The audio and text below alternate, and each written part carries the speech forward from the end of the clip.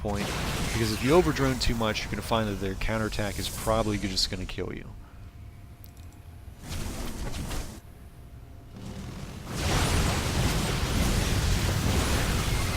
You're going to see right here just how cost efficient Ling Hellion is against any kind of gateway units early on in the game, especially if you have Marauders in there. The Marauders demolish the Stalkers, which means that there's nothing really to deal with the Hellions effectively, and then the Hellions do really well against Sentries and Zealots, and then the Lings are really good against Stalkers, and they're pretty decent against Sentries and Zealots as well.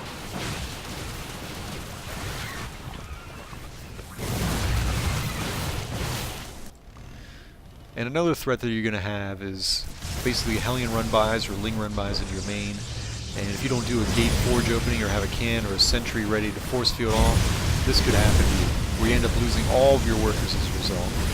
So even though these Hellions are going to die, the fact that he ended up killing basically all of his workers for the most part is going to put us in a position where, as long as we can defend their counterattack here, we're going to end up winning the game.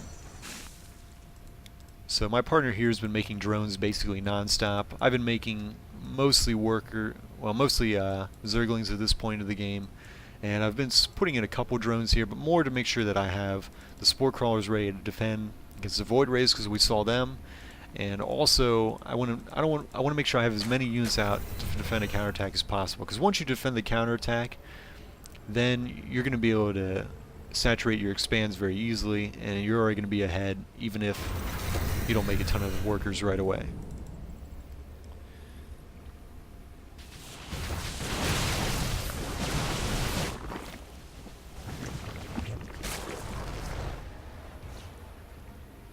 And at this point, this is going to be a pretty close fight here, and it really could go either way. So if he had been making units maybe a minute earlier, this would be a pretty easy fight, and we would definitely be able to surround and just completely demolish his army very quickly.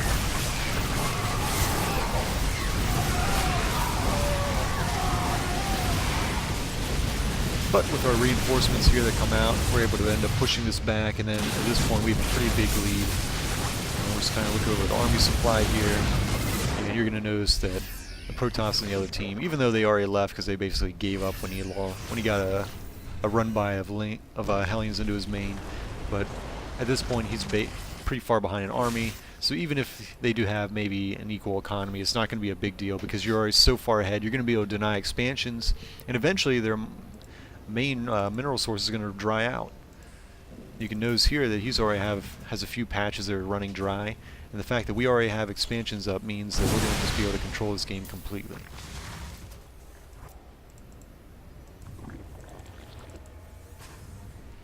So all that really happens in the rest of this game is they end up mounting up for another counterattack, but it's even more hopeless than the previous one because by this point my economy's up and running. He's still got a very strong economy. He has a bunch of Hydras. I end up getting a bunch of Roaches here. And between that and our partners Bio, Medivacs, and Vikings, we're able to easily clean up the next wave that they send at us.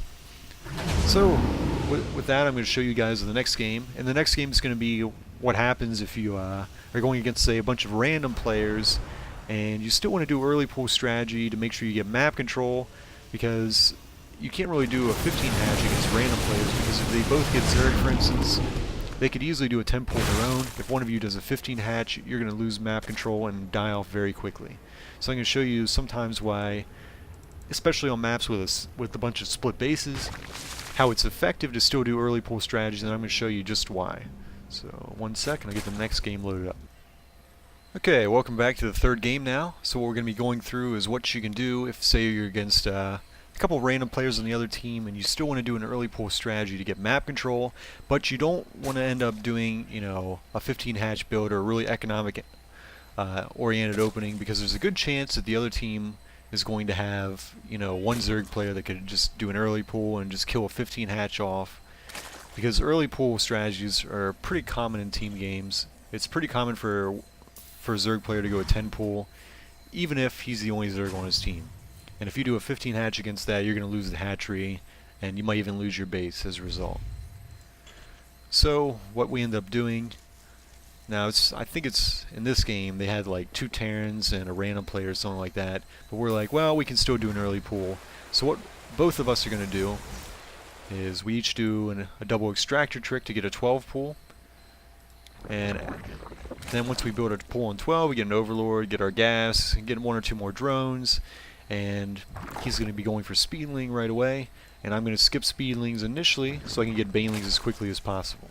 And this is really the quickest baneling build you can do besides a 10 pool. But in this case, you're going to have a little bit more of an economic opening because you have the 2 extra drones. So it's only 2 drones short of doing a 14 pool. But the banelings come out a whole lot quicker.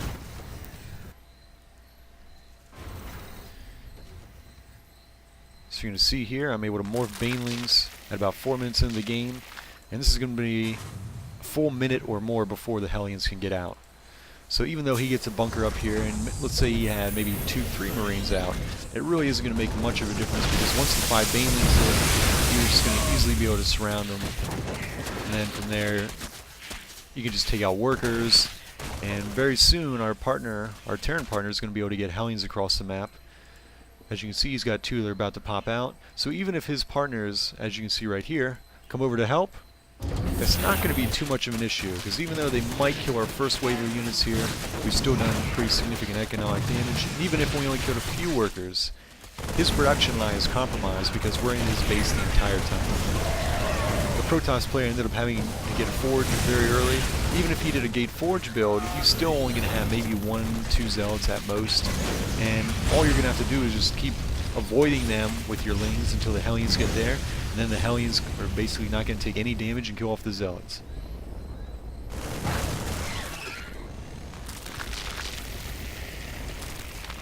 And the reason that you have to do a gate forge opening in this case, if you have a split base from your allies, if you don't do a gate forge opening here as Protoss, that zealot that you have blocking that one hole into your base is just going to be killed off by Hellions. And once he dies, even if you have a sentry, that's only going to buy you 15 seconds, and then you're still going to die. So they would be down 2 players very quickly here.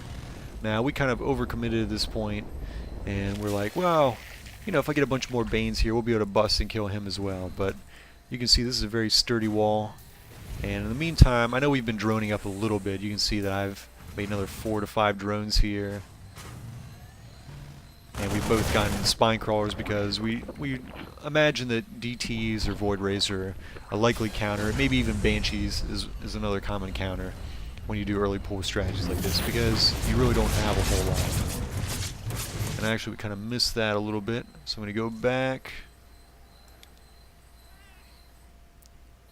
Yeah, and I believe it was right around this point we kind of noticed that he had Void Rays, and 7 minutes is roughly the time when Void Rays, DTs, or Banshees are going to get on the map, even if they do like a Gate Forge opening or something like that.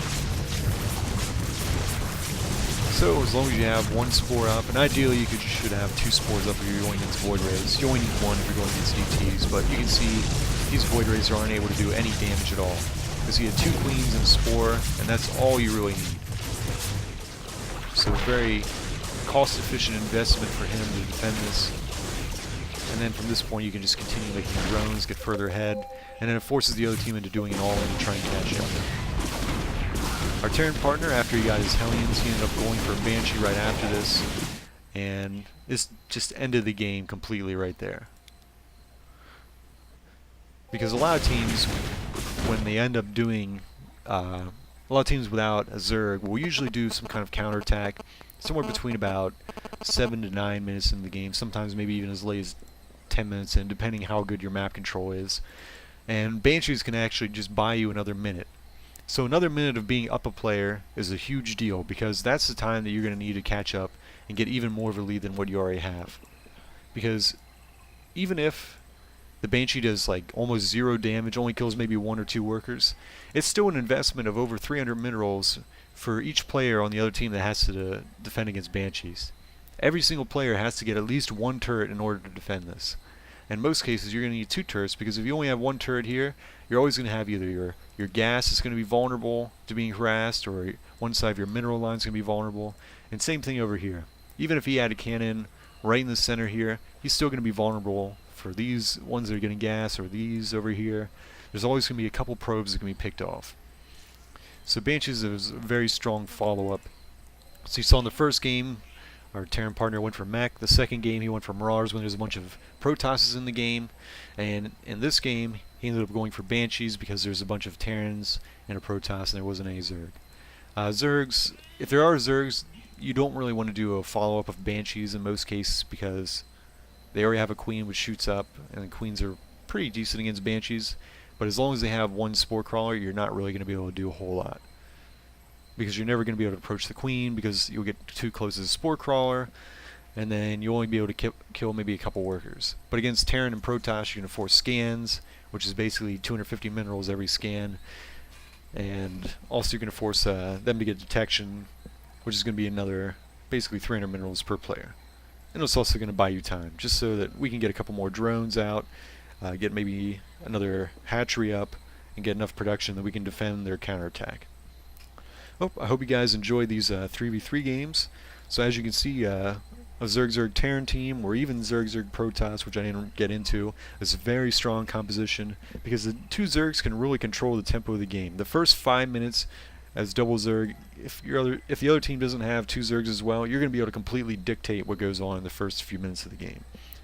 So hopefully you guys can kind of see why everybody seems to pick double zerg and terran. The next video I'm going to get into is going to show you guys what you can do if you're going against two zergs and a terran, and you have, say, 1 or 0 zergs on your team. Alright, well thanks for watching, guys. I hope you enjoy some more of my videos.